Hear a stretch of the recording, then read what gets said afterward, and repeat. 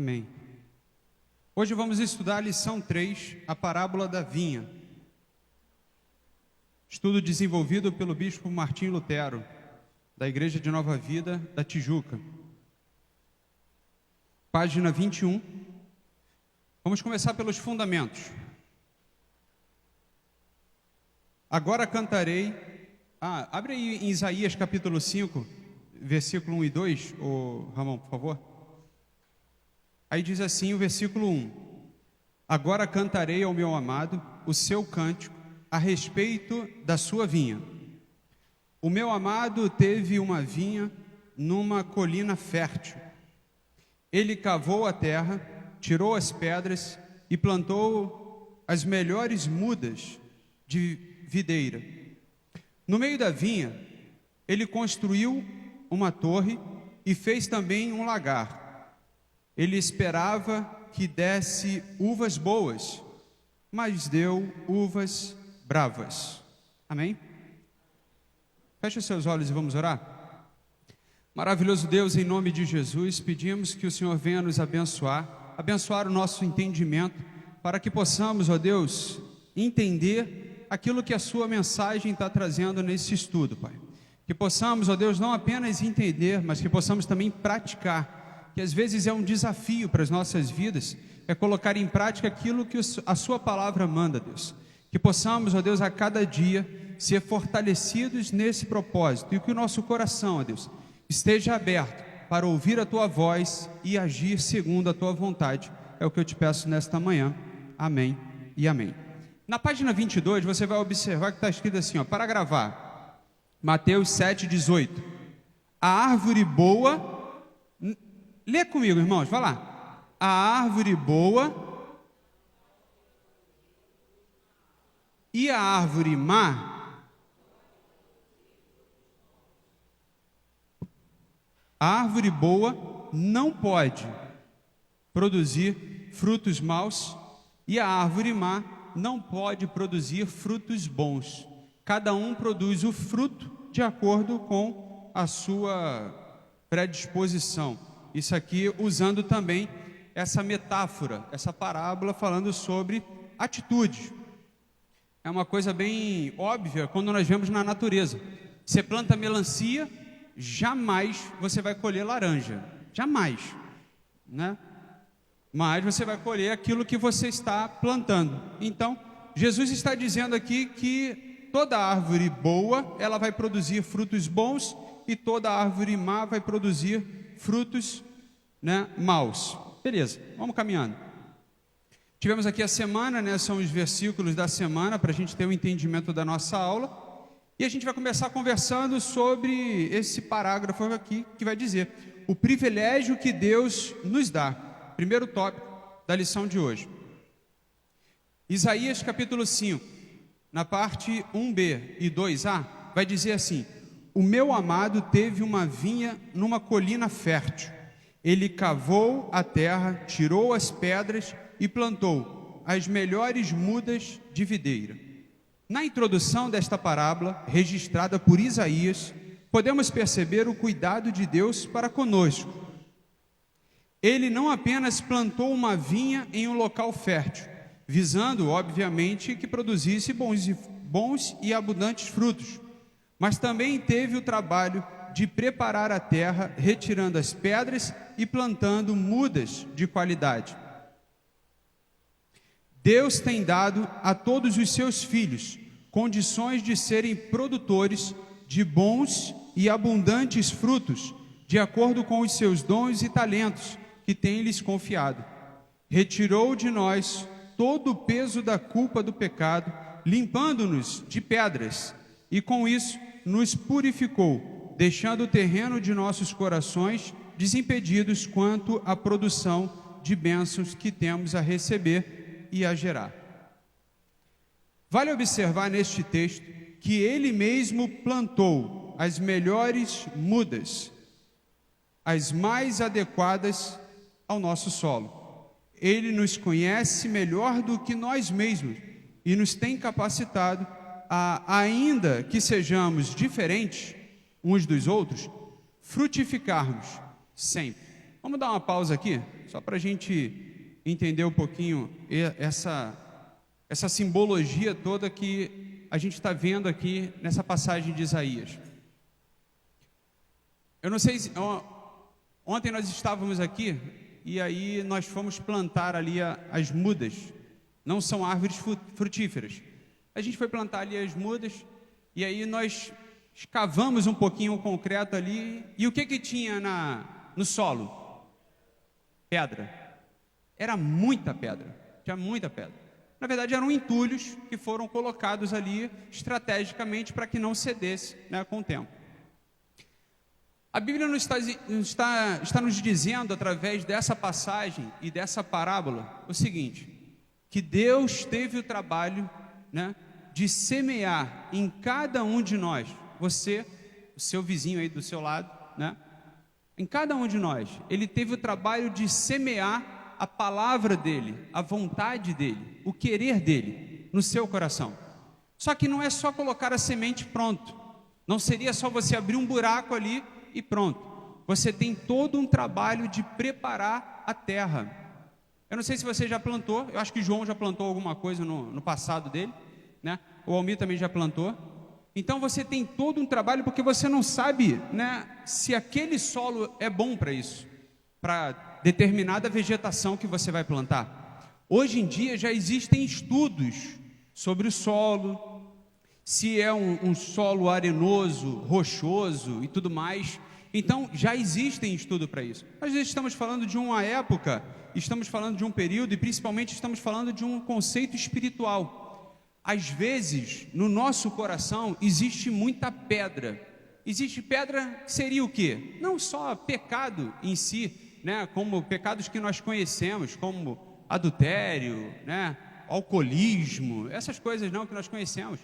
Mas existem nos nossos corações pedras que nos impedem de que a palavra de Deus cresça nas nossas vidas.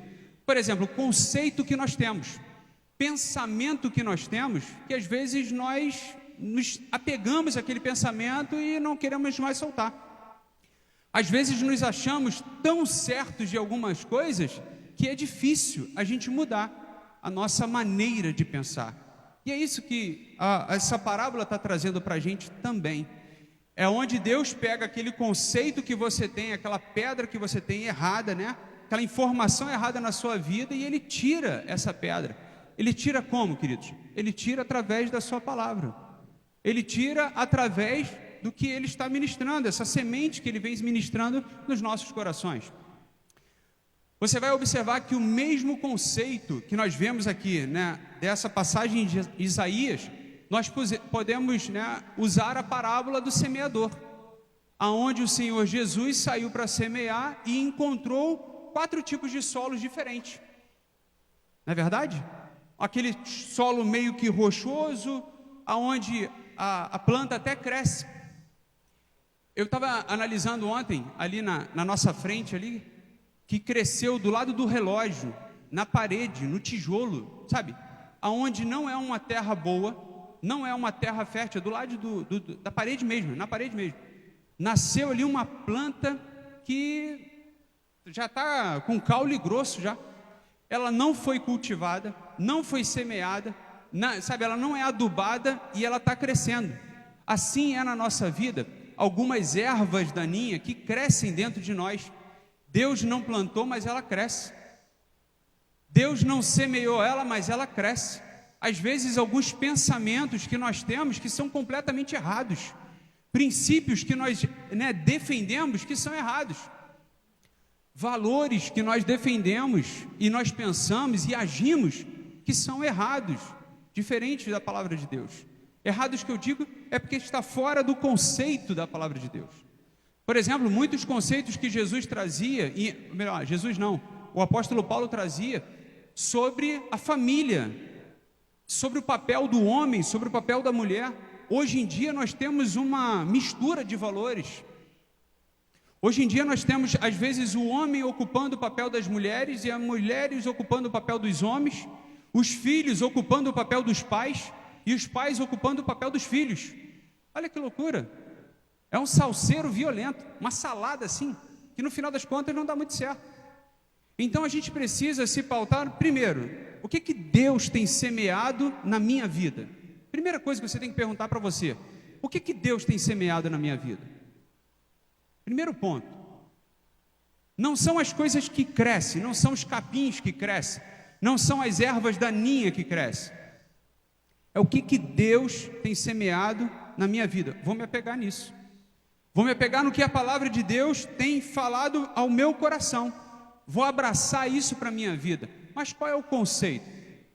Você vai observar, e eu vou agora de uma forma que não é organizada, mas eu vou falar para você. Você pode observar que acho que é terceiro parágrafo, isso. No terceiro parágrafo, vai dizer assim, ó: vale observar nesse texto que Deus plantou as melhores mudas, as mais adequadas ao nosso solo, ao nosso coração. Deus plantou, primeiro, de acordo com a nossa fé. Segundo, de acordo com a nossa vontade de querer realizar. Ele nos conhece melhor do que nós mesmos e nos tem capacitado, ainda que sejamos diferentes, presta atenção nisso, ó, ainda que sejamos diferentes uns dos outros, Ele tem nos capacitado a frutificarmos sempre. Então, às vezes o seu vizinho está dando uma semeadura, está dando um fruto, está dando um resultado. O seu resultado pode ser diferente. Talvez o seu resultado seja diferente do que ele está dando. Talvez, algumas pessoas produzem mais do que outras no reino de Deus. Amém, beleza. Deus vai capacitando, Deus vai adubando, Deus vai fazer crescer a cada um de acordo com o seu coração, de acordo com a sua vontade. Tem gente que abraça de uma outra forma, abraça com mais veemência. Tem gente que abre mão, por exemplo. Tem gente que abre mão de muitas coisas na sua vida pelo reino de Deus. Tem outros que não abrem. Mas quem é o responsável por isso? Temos duas pessoas. Primeiro, Deus, e segundo, a própria pessoa. Então, se às vezes nós estamos descontentes com o que nós estamos apresentando de frutos, a gente tem que reclamar, ou manifestar ali com Deus, falar: poxa Deus, eu queria produzir outros frutos, eu queria produzir frutos diferentes, sabe? Eu queria produzir frutos melhores. Como é que eu posso fazer isso? E é o Espírito de Deus que vai conduzir isso. É o Espírito de Deus que vai nos dar entendimento para isso. Por exemplo, nesse mês nesse mês de maio, a gente vai disseminar aqui no ministério da nossa igreja que todos os participantes do ministério têm que apresentar no mínimo o mesmo resultado. Todos os participantes do ministério, porque a gente tem pessoas no ministério e assim também na igreja. Uns apresentam mais resultados e outros menos resultado. Uns estão aparentemente mais comprometidos e outros menos comprometidos. O que a gente vai fazer? Então, eu vou organizar o pessoal, a gente vai sentar aí e vamos conversar. Olha só, é importante que todo mundo tenha o mesmo resultado. É importante que todo mundo apresente o mesmo resultado. Por quê? Porque nós estamos sendo instruídos da mesma forma. Não existe treinamento para um melhor do que treinamento para o outro. A gente se junta quase toda semana. É de 15 em 15 dias para que a gente possa trabalhar juntos. Não é verdade, irmãos? Por exemplo, você aqui na igreja, a palavra que é ministrada para você aqui no culto da manhã, no culto da noite, no culto da quarta, é ministrada para todos, sem exceção, inclusive para o ministério também, a membresia, ministério, visitante. Aqui a gente não tem essa segregação de mensagem para cada perfil de pessoa, não temos isso. A gente compartilha a palavra para todas as pessoas, mas é claro que existem pessoas que absorvem de uma forma diferente do que outras. Outras precisam de talvez um pouco mais de trabalho no solo. Solo o quê? Coração, na nossa mente. A gente precisa talvez um pouco mais ali de esforço em cultivar o solo. Ontem nós tiramos uma pedra ali da calçada, gente, a pedra é enorme, devia ter uns 50 quilos, a pedra. Deu maior trabalho para tirar ela. Mas ela tinha que sair porque ela foi colocada ali no passado, mas hoje ela já estava atrapalhando. Então a gente precisou tirar. Deu trabalho? Muito, irmãos. Deu muito trabalho. Mas a gente conseguiu tirar. E às vezes são conceitos nas nossas vidas. Dá trabalho para a gente tirar? Dá trabalho. Mas é possível. Porque o Deus que nós servimos é o Deus do impossível. Então tenha o seu coração sempre assim, poxa Deus, eu quero que o meu coração seja uma terra fértil. Eu quero ouvir a sua palavra e, olha, eu quero sair, eu quero fazer a tua vontade. Porque a gente canta isso, a gente fala sobre isso, mas às vezes nos falta fazer isso. Então é importante que a gente tenha isso no nosso coração. Então limpar as pedras não quer dizer apenas questões de pecados, mas pode ser ensinamentos errados também. Além de pecados, erros, e condutas ruins, pode ser também a questão de pensamentos errados, ideologias erradas. Nós vimos na última lição, na primeira lição, a forma como as pessoas pensavam. Não vou insistir muito nisso, porque você deve ter lembrado dessa lição. As pessoas que Deus chamava para servir, ela falava, não vou servir, não vou fazer, eu vou continuar fazendo o meu aqui. Vamos tentar romper, vamos tentar fazer um ano diferente nas nossas vidas, vamos tentar desbravar algumas áreas aí na nossa vida. Continuando no texto, página 23. Ele nos trouxe a segurança da salvação pela presença sempre alerta de seu Espírito Santo, para que estejamos atentos diante do pecado que nos ronda para invadir e possuir as nossas vidas e construiu um lagar, para que ali possamos espremer as uvas, uma igreja onde podemos servir e desenvolver nossos dons e talentos. Deus sempre ele nos constrói, vamos dizer assim, ele faz as coisas de forma completa. Eu sempre uso a expressão aqui sobre a criação do mundo. Você vai observar que Deus teve todo o trabalho de criar todas as coisas no seu devido tempo. Tudo foi Deus criando assim de forma perfeita. Olha, criou os céus e a terra, a luz das trevas, foi construindo o sol para que governasse durante o dia, a lua, que é menos forte do que o sol, para que governasse durante a noite. Deus foi construindo os animais da terra, os animais dos mares. Deus foi construindo a vegetação. Deus foi construindo todas essas coisas. Na última etapa, Deus construiu o homem e a mulher. Última etapa. Então Deus faz as coisas sempre direitinho. E assim também é com a gente. Você vai observar que no Antigo Testamento a presença de Deus se manifestava através do relacionamento com Deus direto. Depois que Jesus veio a essa terra, você pode observar que nós tivemos Jesus como referência ali, Filho de Deus. Depois que Jesus morreu, não ficamos desamparados. Pelo contrário, Ele morreu e ressuscitou. Mas foi para que o Espírito Santo viesse. E hoje nós estamos no tempo do Espírito Santo. Tudo que Deus faz é bom, é perfeito, é certo.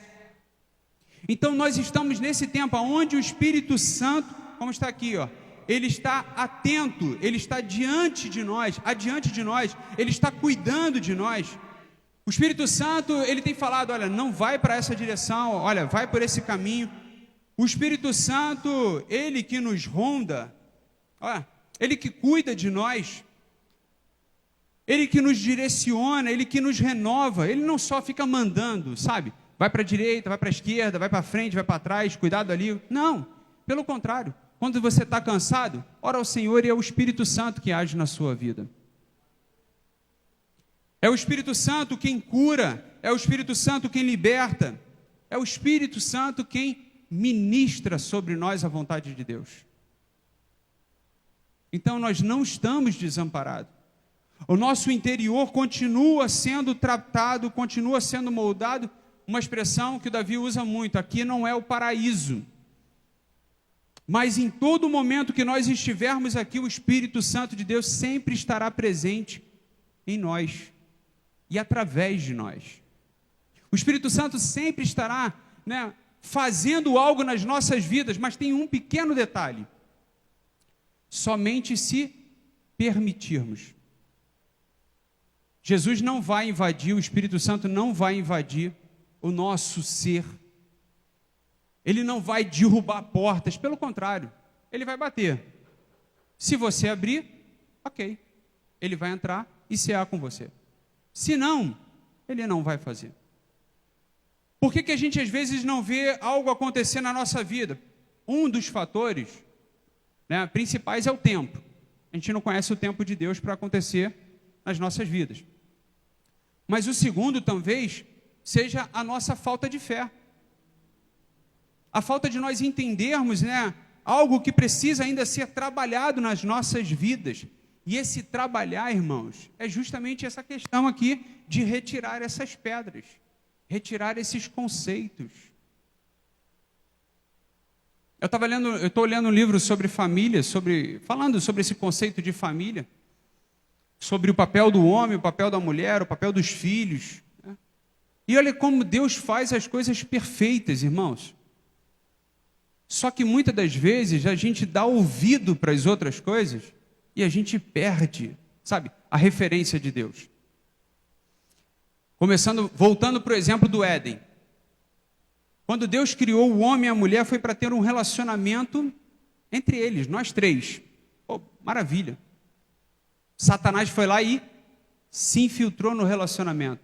Já trouxe inimizade. Gente, é incrível como o dedinho do diabo traz inimizade. Ele vem para roubar, matar e destruir. E tem gente que acha que ele ainda é bonzinho. Tem gente que acha que ele ainda faz obras diferentes. Querido, o resultado, o fruto de toda a obra de Satanás é destruir tudo aquilo que Deus construiu. Então ele vai tentar destruir a sua vida. Ele vai tentar destruir o que Deus te deu, de chamado, de capacidade, de ministério. Ele vai tentar destruir a sua intimidade com Deus. Ele vai tentar destruir o seu relacionamento, a sua família, porque o papel de Satanás é esse, irmãos, é destruir. Não tem como ele fazer coisas boas sendo mal. Mateus capítulo 7, 18. Não tem como esperarmos, mas o Satanás ele está ali, ó, no cantinho. Não, irmãos, pelo contrário, a todo momento ele está buscando só uma brecha para que ele possa se infiltrar e destruir. Satanás é quase como um vírus, se a gente puder usar essa analogia. Sua imunidade baixou, o vírus se fortalece. A sua fé em Deus diminuiu um pouquinho, as obras mais começam a crescer. Aí você fica doente, fica resfriado. Isso é o seu corpo natural.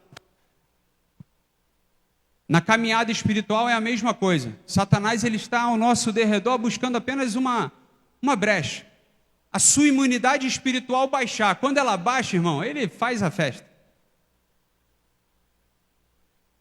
Mas, graças a Deus, nós temos um Deus que cura, um Deus que restaura. Então, por mais que às vezes a gente venha se desviar de alguns caminhos que é a vontade de Deus, Deus tem todo o poder para restituir a cada um de nós. Então, olha para frente, olha para Deus e vamos caminhando, porque Ele tem muito para desenvolver nos nossos corações. Dons e talentos para que possamos servir ao Senhor com alegria. Então, o privilégio que Deus nos dá, irmãos, nesse primeiro tópico, é de ser tratado por Deus. Há 2000 anos atrás, foi dado à humanidade o privilégio de ter o Filho de Deus nessa terra. Olha que bênção, irmãos. Tu está ali cara a cara com Jesus, você está vendo os milagres que Jesus fazia e operava diante de milhares e milhares de pessoas. Privilégio esse que nos foi dado. Privilégio esse que Deus tem colocado nos nossos corações. Legal. Segundo tópico, vai falar o quê? A decepção de Deus. Isaías capítulo 5, no versículo 2c e até o 4, vai dizer assim, ó. Ele esperava que desse uvas boas, mas deu uvas bravas. E agora, ó moradores de Jerusalém e homens de Judá, peço que julgue entre mim e a minha vinha. Que mais se podia fazer à minha vinha que eu não lhe tenha feito? E como, esperando eu que desse uvas boas, veio a produzir uvas bravas. Sabemos o que esperamos de Deus, mas o que Ele espera de nós? Você já fez essa pergunta para Deus hoje? Deus, o que o Senhor espera de mim? Essa era uma pergunta que a gente deveria fazer quase que todo dia, para que a gente pudesse estar alinhado com Deus, falando, Deus, qual é a sua vontade na minha vida? O que o Senhor tem de expectativa? Será que eu estou dentro da sua expectativa? Será que temos correspondido às suas expectativas do que temos feito em sua vinha? Infelizmente, o quadro apresentado, ou melhor dizendo, o texto que nós lemos aqui, nesta parábola, demonstra que nem todos o que dele recebem, tamanho privilégio, têm produzido frutos, e ainda mais, outros têm produzido frutos ruins. Ao invés de uvas aproveitáveis, têm produzido uvas impróprias para o consumo. Outra metáfora que você vai ver na Bíblia também é falando que da mesma fonte não pode jorrar água boa e água ruim. E olha que a gente não está falando de uma poluição natural como essa. A todo momento nós somos confrontados pela palavra de Deus sobre atitudes boas e ruins. Irmãos, eu não sei se você fica desconfortável com isso. Eu não sei se você fica. Mas é uma maneira que a Bíblia tem de nos apresentar sempre dois caminhos. Sempre duas direções. Sempre você vai observar que Deus nos mostra, Ele é transparente, Ele nos mostra o caminho bom e o caminho ruim. Desde a criação, vou voltar à criação aqui. No Éden, a orientação de Deus foi, vocês podem consumir tudo o que vocês quiserem, mas vocês só não podem tocar naquela árvore dali. Não é verdade? Olha como é que ele joga tranquilo. Aquela árvore ali vocês não podem tocar. Por quê? O dia que você comer daquela árvore, você certamente morrerá. Então, Deus, Ele a todo momento, Ele apresenta isso para a gente. Caminhos bons e caminhos ruins. Aí ele bota aqui, né, no estudo, ele bota aqui para a gente, o que nós temos produzido? Será que a gente tem pedido ao Senhor uma revelação nesse sentido? Deus, me mostra se eu estou certo ou não. Não em comparação a fulano ou beltrano, é você e Deus.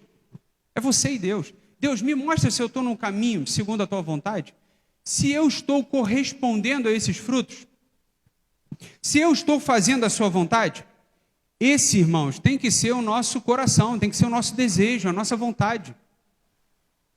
Isso é importante demais para a gente, para a nossa caminhada espiritual. Não é porque a gente está lendo a Bíblia apenas, não é porque a gente frequenta um culto, não é porque a gente ora, não é porque a gente jejua, mas é a gente perguntar para Deus, poxa Deus, será que eu estou fazendo aquilo que o Senhor espera ou eu posso fazer mais? Será que eu posso fazer mais? Não sei, o que Deus vai falar no seu coração. Cada um de nós tem uma predisposição para fazer algo. Muitos aqui, por exemplo, são bons na arte de ciências humanas, no relacionamento interpessoal. Outras pessoas já são diferentes, gostam mais de lidar com objetos. Você vai observar que todas as profissões, você tem pessoas para o atendimento humano. Tem uma recepcionista que te atende. E tem profissões aonde a pessoa vai só operar uma máquina. Vê se você consegue entender isso. vai só cuidar de equipamentos. Então, para ela se dá muito bem com equipamentos, mas não com pessoas. Vê se você consegue entender isso. Não é que você seja uma pessoa antissocial, não é isso. Não é que você gosta de viver isolado, não é isso. Mas é, por exemplo, uma pessoa, né, que tem facilidade de se comunicar com outras, de fazer amizade, de conversar, entendeu? Tem outras pessoas que já são mais tímidas, mas você bota uma máquina na frente dela, ela tem desenvoltura para isso. Por quê? Cada um de nós tem um jeito de ser, uma maneira de ser. O que atrapalha um pouco é quando a gente mistura. Pega uma pessoa que gosta de falar com outras, de se relacionar com outras, e bota no atendimento às máquinas. E pega uma outra que gosta das máquinas para ficar se relacionando com outras. São perfis diferentes. Cada um de nós tem um perfil diferente. Uns, por exemplo, são mais extrovertidos e outros são mais introvertidos. Quer matar uma pessoa? Fala assim para ela, ó, dá um microfone para ela. Aí ela já fica como, ai, trava. Jesus. Aí fica nervosa. Aí dá vontade de ir no banheiro. A garganta fica seca, tremendo, desesperada. Por quê? Porque ela é mais introvertida. Mas você bota ela nos bastidores, filhão, ela tira de letra. Tá ótimo. Então a gente precisa entender esse perfil de cada um para a gente não quê? Não matar às vezes as pessoas. Aí você bota para servir alguém que não gosta de servir. Você bota para socorrer alguém que não gosta de socorrer.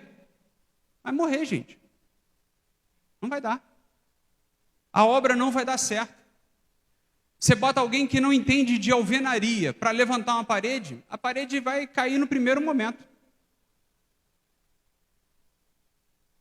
Não é verdade? Ah, tu vê. Eu estava com os rapazes lá que entendem de elétrica, né? Lá atrás. Aí eles falando negócio de fio, joga para lá e aquilo outro. Eu fiquei assim, caramba, eles estão falando em grego para mim. Joga para um lado porque tem que ter o retorno, aquilo outro. Gente, eu já botei curto-circuito já em várias vezes. Já dei ir para ligar uma lâmpada. Já dei curto ali várias vezes. Mas tem pessoas que já têm aquilo ali com facilidade.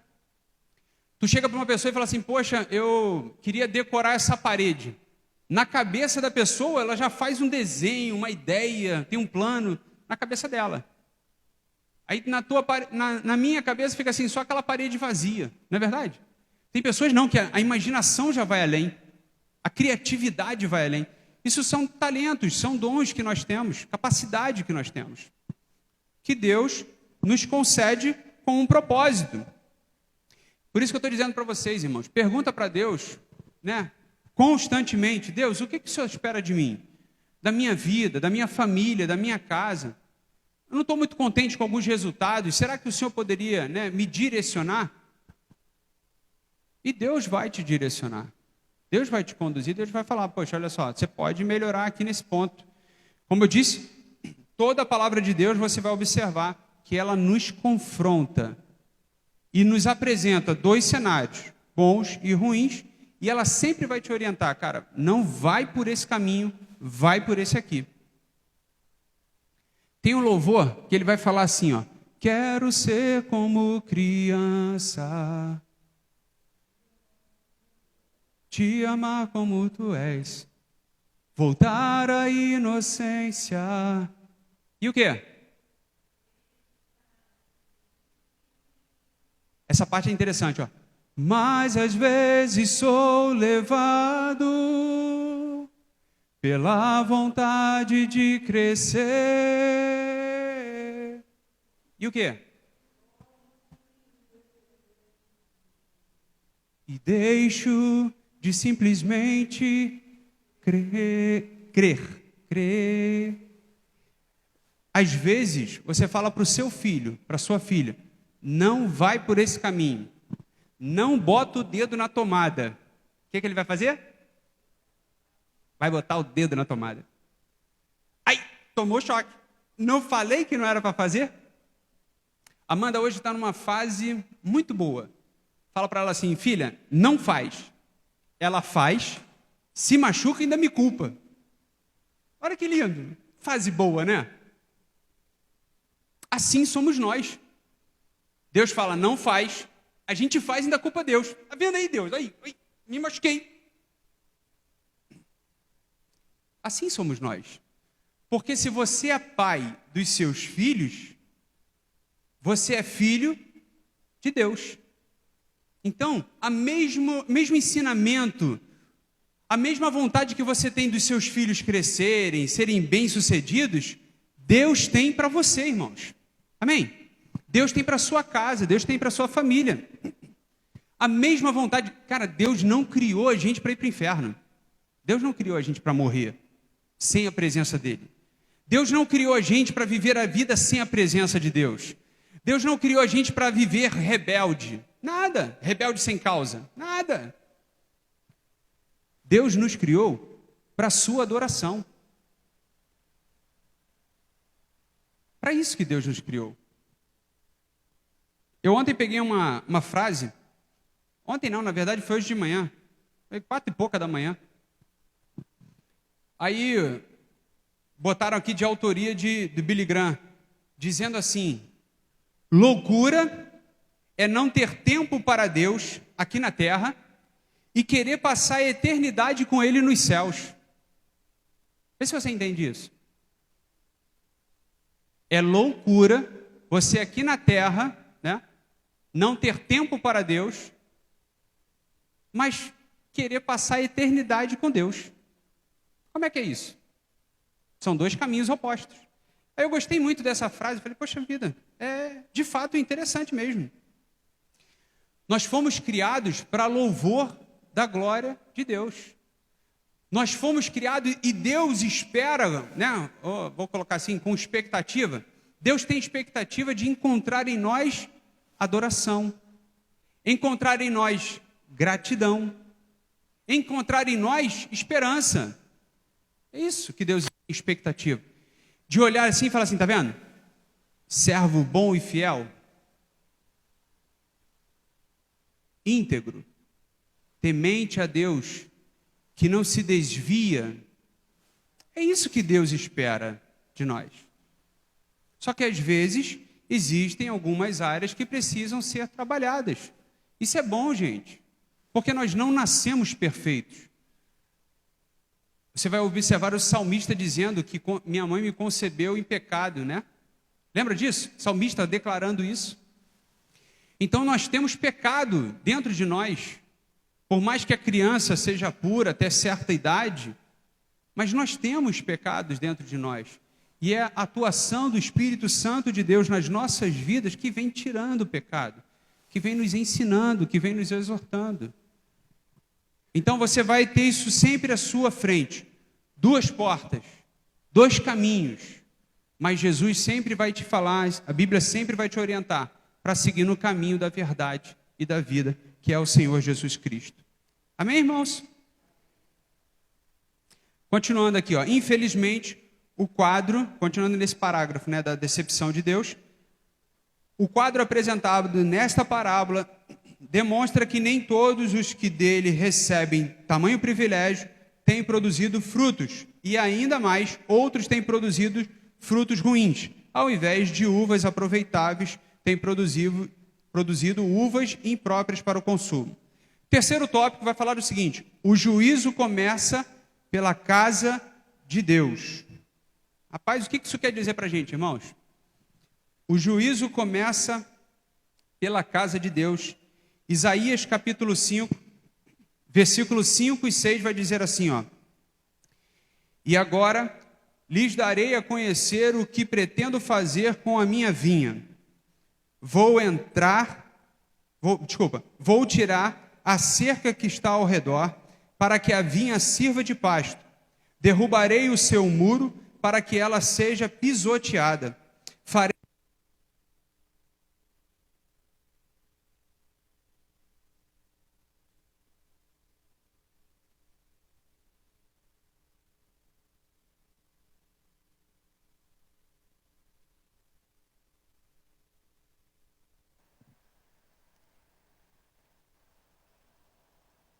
Continuando, aí vai dizer assim, ó: farei dela um lugar abandonado, não será podada, nem cavada, mas crescerão nela espinheiros e as ervas daninhas. Também darei ordem às nuvens para que não derramem chuva sobre ela. A Bíblia afirma que os nossos atos geram consequências. Está conseguindo equalizar aí? Quase não estou ouvindo aqui. A Bíblia afirma que os nossos atos geram consequências na lei da colheita segundo a semeadura observada em Gálatas 6:7. Isso inclui a igreja, pois, como declara o apóstolo Pedro, o juízo começa pela casa de Deus. 1 Pedro 4:17. A gente pode abrir nessa passagem aí? 1 Pedro 4:17.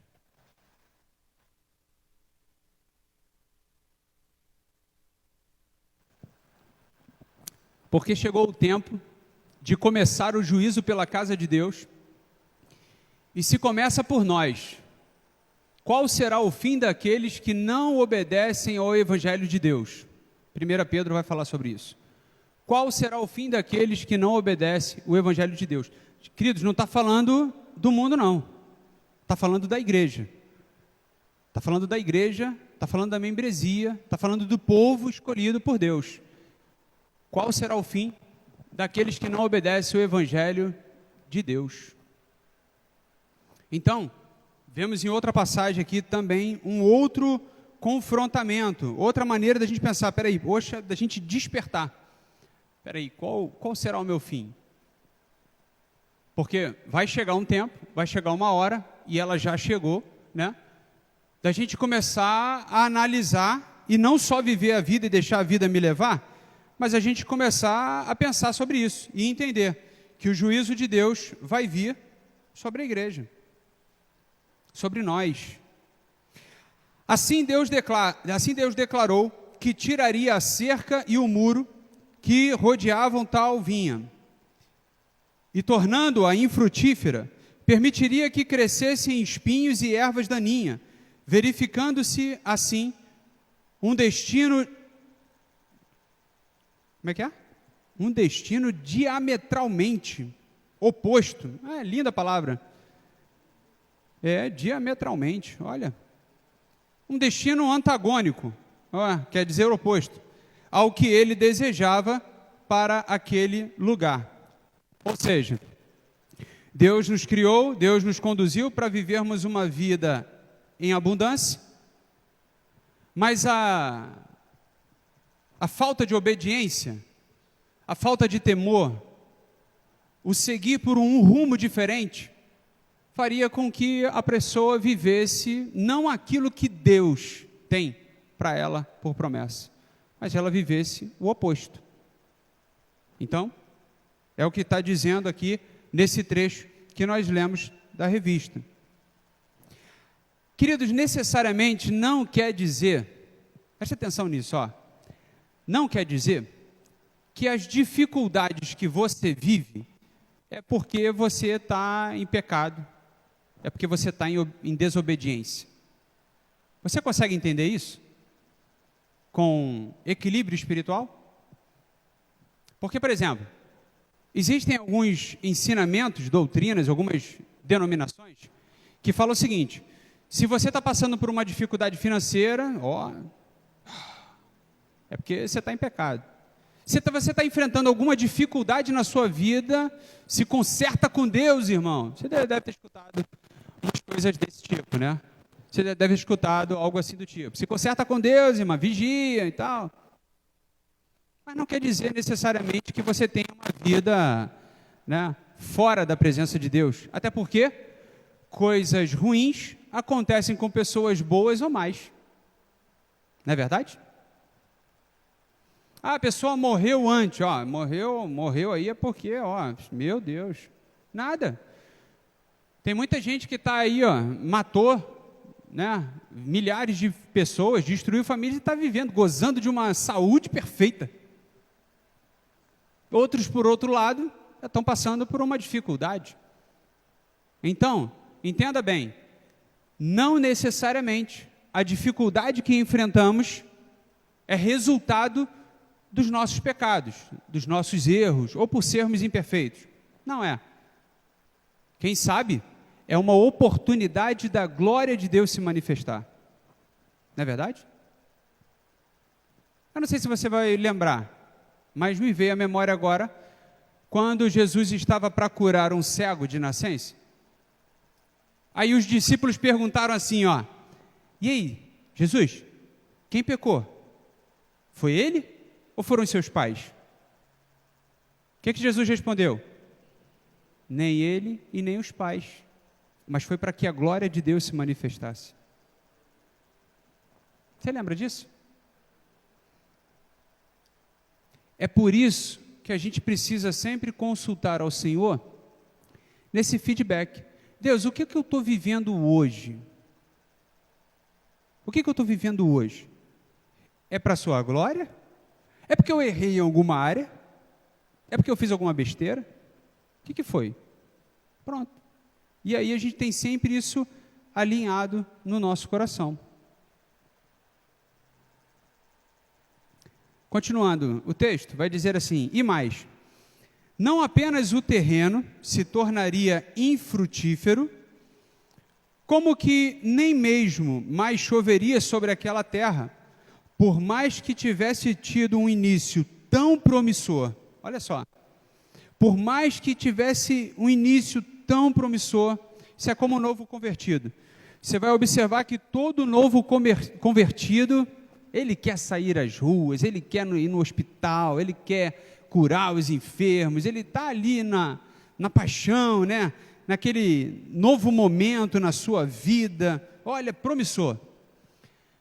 Passa alguns anos, vem algumas dificuldades, aí alguns já meio que balançam, né? Opa, peraí, já não dá mais, esse negócio está difícil. E acaba ou se mantendo ou se desviando. Mas, continuando. A razão de tudo isso pode ser vista no texto seguinte, que aponta a mudança de postura daqueles que um dia foram presenteados com a boa vinha do Senhor. Isaías capítulo 5, versículo 7 vai dizer, porque a vinha do Senhor dos exércitos é a casa de Israel, e os homens de Judá são a planta preferida do Senhor. Este esperava retidão, mas eis aí opressão. Esperava justiça, mas eis aí clamor por causa da injustiça. Você entendeu esse texto? Vamos ler mais uma vez. Porque a vinha do Senhor... vai falhar agora justamente. Só porque a gente vai ler de novo. Porque a vinha... agora não vai não, hein? Porque a vinha do Senhor dos exércitos... agora vai. Porque a vinha do Senhor dos exércitos é a casa de Israel, e os homens de Judá são a planta preferida do Senhor. Este esperava retidão, mas eis aí a opressão. Ou seja, Deus espera retidão, mas aquela pessoa, ela acaba gerando opressão. Ele esperava justiça, mas eis aí clamor por causa da injustiça. Quantas pessoas você já deve ter encontrado na sua trajetória, crentes, que te desapontaram, né? Pessoas que te desapontaram, pessoas que te decepcionaram, sendo crente. Rapaz, acho que esse aqui não vai não, hein?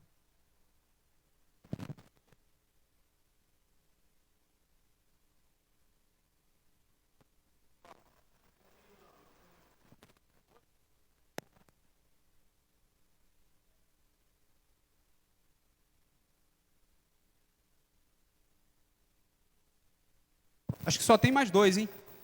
Senão, aí acaba e esgota os recursos. Brincadeiras à parte. Quantas pessoas... Obrigado, Ramon. Quantas pessoas são levantadas por Deus para serem luz sobre a terra e acabam sendo o oposto? Quantas pessoas foram levantadas por Deus para ser sal? e acaba sendo oposto. Pergunta aos irmãos, é possível isso? O que vocês acham? Essa é a hora, gente, que eu peço a participação de vocês. Me ajuda. O que você acha? É possível alguém ser levantado para ser bênção por Deus e ser maldição? E aí, o que vocês acham, gente? Vamos lá, segue aí. Temos um ponto de não é possível. Legal. Quem acha que é possível? É possível?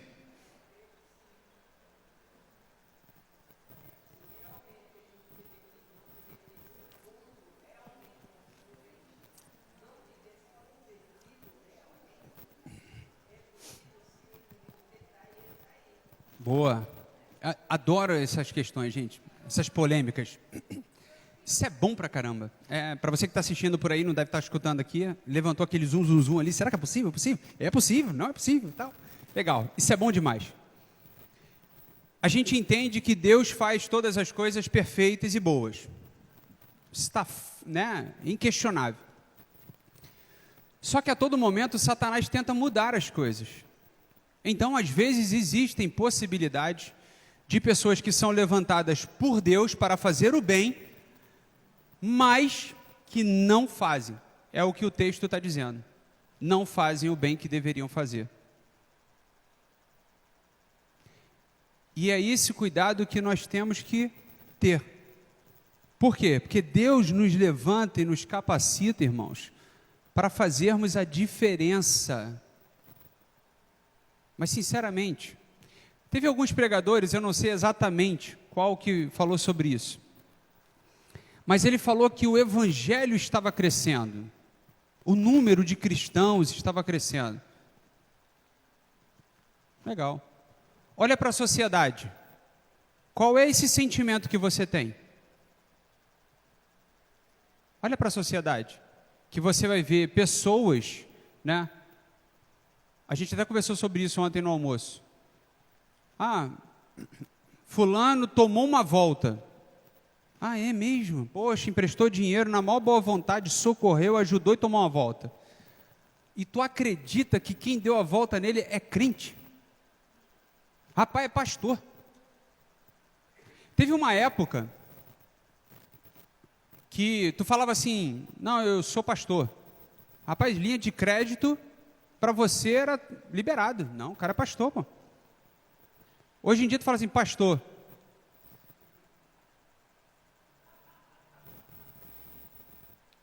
Irmãos, não é querer difamar o evangelho, não. Porque o evangelho é perfeito. O evangelho ministrado por Jesus é perfeito. Quem não são os homens. Mas com todo amor eu digo para você, quando alguém diz para mim assim, eu vou contratar um serviço, alguém diz assim, eu sou crente. Eu já olho assim e falo, ih, Jesus. Eu penso 2 vezes se eu fico ali ou não. Porque o que eu já me decepcionei com um crente, assim, comercialmente dizendo, irmãos. Por que que isso acontece? Porque tem muita gente que está se escondendo no evangelho para ganhar credibilidade. Porque já não tem credibilidade. Você está entendendo isso? Eu estou falando para que você não se decepcione, irmãos. Para que você não se decepcione. Tem muita gente se dizendo crente, porque se ele não falasse isso, ele não teria crédito. Você não confiaria nele. Mas você confia nele é porque você conhece Deus. Porque Deus é perfeito. Então você vai, poxa, então se o cara é crente, né, ele está aprendendo o que a Bíblia diz. Deve ser praticante do que a Bíblia diz. Nem sempre. Nem sempre. Alguns ainda estão em processo. Esse processo de tirar pedra, né, tal, caminhada. Outros já estão mais amadurecidos. Mas é algo que você tem que vigiar mesmo. Vigiar e falar, poxa, será que vale a pena mesmo? Sei. Vamos caminhando, para a gente ver se a gente consegue terminar. A gente vai terminar, fica tranquilo. Então, olha só. Você vai observar também, e em outra passagem aqui, na reconstrução dos muros, não, eu não estou lendo não, eu lembrei aqui de Outra história de Israel também muito boa. Na reconstrução dos muros, que o povo de Israel estava escravizando os seus próprios irmãos e teve que vir com uma intervenção, sabe? Do líder daquela época falando assim, cara, vocês não deveriam estar fazendo isso. Sabe, pegava assim, tipo agiota.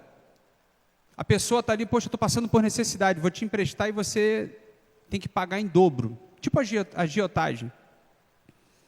Isso foi dentro de Israel, mas não eram os estrangeiros que sobrecarregavam aquela nação em reconstrução. Eram os próprios israelitas que faziam isso. Ao invés de ajudar a crescer, vinham oprimindo. É isso que o texto está dizendo de Isaías 5:7. Enquanto o Senhor esperava retidão desses homens, eles manifestavam obras e frutos de opressão sobre as pessoas. Talvez você não lembre, mas eu vou te trazer esse conceito agora mais próximo. Você lembra dos fariseus? Quem eram os fariseus? Queridos, fariseus eram os sacerdotes. Eram os caras que conheciam ali a palavra de Deus, a instrução na Bíblia. Eram os homens que sabiam de tudo, decorado. Você sabe qual é a postura do fariseu? O fariseu é assim, ó. Ele está observando. Curou. Rapaz, imagina uma pessoa sem um braço. Vamos falar de um milagre agora tremendo. Pessoa sem braço. Aí, de repente, Deus faz um milagre e aquele braço, ó, cresce. Milagre tremendo. Você acha que o fariseu estava preocupado com o milagre? Não. Ele falava assim, ó, hoje é sábado. Não é dia de milagre, não.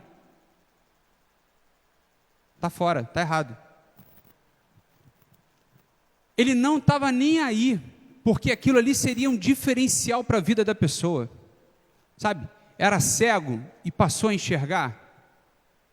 Ele só se preocupava com o seguinte, ó, sábado não é dia de milagre. Volta de segunda a sexta-feira para que o milagre aconteça no outro dia. Mas sábado não. Isso era o fariseu. Isso era o fariseu.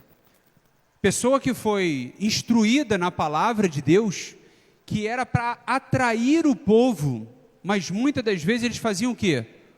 Oprimiam o povo.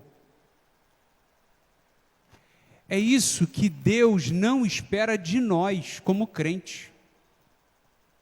É isso que Deus não espera de nós como crentes. Deus espera que você seja uma árvore boa, frutífera. Toda semeadura, irmãos, toda vinha, toda plantação, ela cresce e nasce a partir de uma semente. Não é verdade? Você observa que ela tem uma casca de proteção, que é justamente para proteger o interior dela. Você tira aquela casca, tem ali o alimento, vamos colocar assim, o alimento. Daquele alimento você tem as sementes. Você pega aquelas sementes ali e trabalha nela e planta, vai nascer o quê? Aquela árvore, aquele pé. Então você pega a semente da manga, né, que é o caroço da manga, e planta ele. Vai nascer o quê, irmãos? Manga. Óbvio. Você planta crente, faz o quê? Deveria nascer crente, um outro crente. Você plantou um crente, deveria nascer um outro crente. A 30, a 100 por um, é isso. Então você como crente não deveria apenas receber as dádivas de Deus, mas você deveria o quê? Compartilhar essa dádiva de Deus. Como? Cara, se aproxima de Jesus. Deus pode te abençoar. Deus pode te ajudar. Deus pode mudar a sua história. Pode nada. Você pode até não crer, mas eu creio nesse Deus de milagre. E a minha fé vai te ajudar nessa caminhada. A gente vê exemplos de manifestação de milagre assim, irmãos. Aonde aquele centurião creu pelo seu servo, pelo seu amigo. Creu e deu, né, a orientação a Jesus, e Jesus curou e não precisou nem estar presente. Jesus fez um milagre à distância, por Wi-Fi. Olha que bênção. Então, Jesus não está preso, sabe, às nossas limitações humanas. Ele é um Deus de milagre, querido. Ele está disponível a fazer um milagre, basta a gente acreditar, basta a gente ter fé para isso. Caminhando no texto, disto ninguém será poupado, seja ele o mais novo convertido ou o mais experiente líder eclesiástico, seriam bispos, pastores, diáconos e tudo mais. Pois como declarou Jeremias, maldito aquele que fizer a obra do Senhor relaxadamente. Então, a obra do Senhor é para produzirmos frutos bons. Item 4. Conclusão. A esperança para as terras que se tornaram estéreis. Há, entretanto, esperança para as terras devastadas. Havendo arrependimento, haverá justificação dos pecados. E havendo santificação, haverá o encontro com Deus. Queridos, o que a gente leu nessa primeira parte do parágrafo aqui, quais são as duas palavras-chave para essa transformação? Arrependimento e santificação. Toda pessoa tem que passar por esse processo de se arrepender, de se santificar, que é o quê? Se separar. É isso.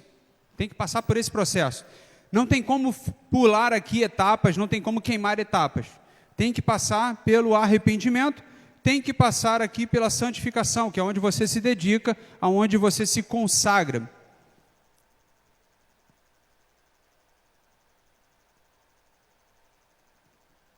Eu ia falar uma coisa, mas deixa para lá.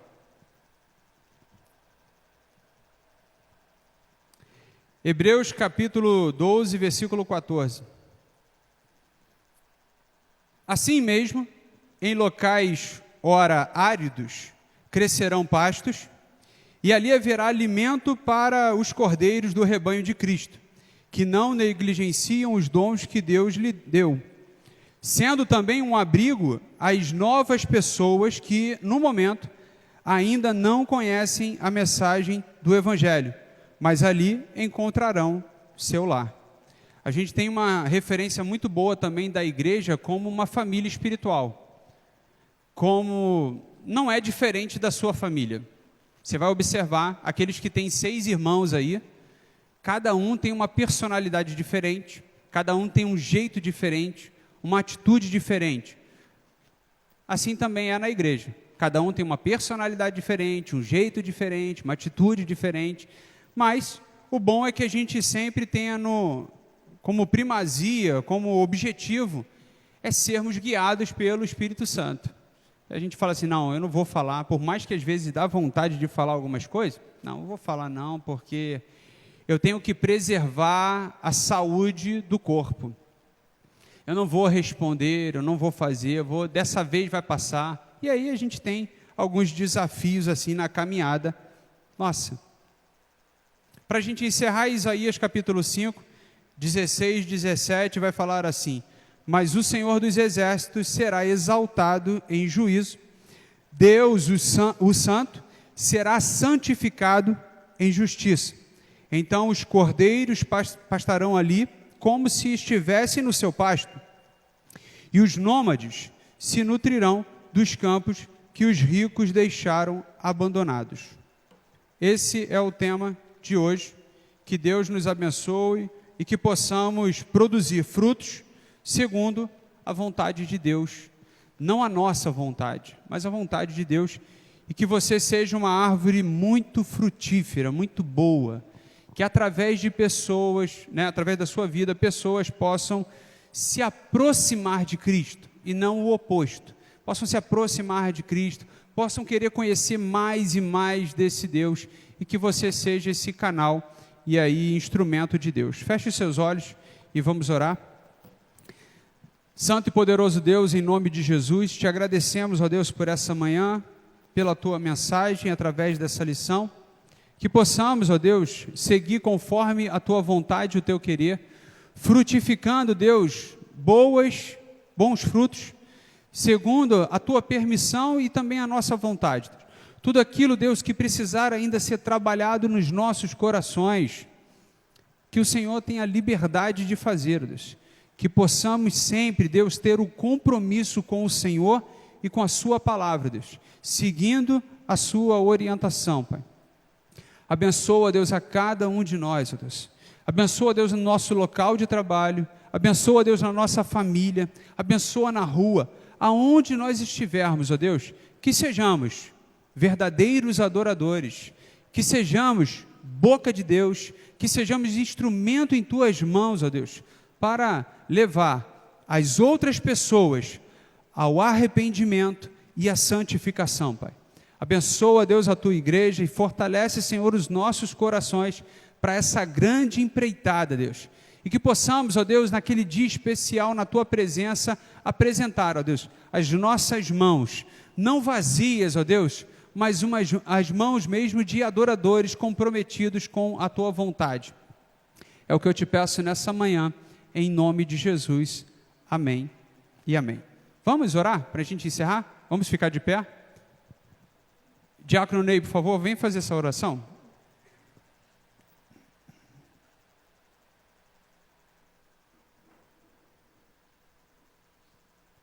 Até logo mais às 18 horas.